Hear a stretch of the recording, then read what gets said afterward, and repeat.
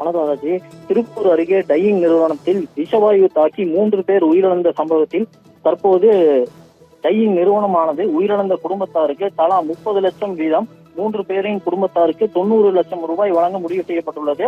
திருப்பூர் கரைப்புதூர் பகுதியில் நவீன் என்பவருக்கு சொந்தமான ஆலயா என்ற பெயரில் டையிங் நிறுவனமானது செயல்பட்டு வருகிறது.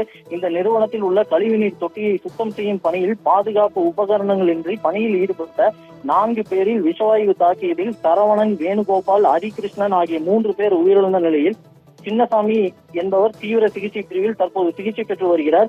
இந்த சம்பவத்தில் டையிங் நிறுவன உரிமையாளர் நவீன், அவரது தந்தை பாலசுப்ரமணியம், பொது மேலாளர் தனபால் உள்ளிட்ட 4 பேர் மீது போலீசார் வழக்கு பதிவு செய்த நிலையில் கவனக்குறைவாக இருந்து உயிரிழப்பு ஏற்படுத்துதல், மனித கழிவுகளை மனிதனை விட்டு அள்ளியது, மனித கழிவுகளை தாழ்த்தப்பட்ட சமுதாயத்தினர் வைத்து அள்ளியது ஆகிய 3 பிரிவுகளின் கீழ் தற்போது பல்லடம் போலீசார் வழக்கு பதிவு செய்து 3 பேர் மீது வழக்கு பதிவு செய்து விசாரணை நடைபெற்று வரும் நிலையில் தற்போது திருப்பூர் மாவட்ட ஆட்சியர் அலுவலகத்தில் டிஆர்ஓ தலைமையில் கார்த்திகேயன் உடன் பேச்சுவார்த்தை நடைபெற்றது.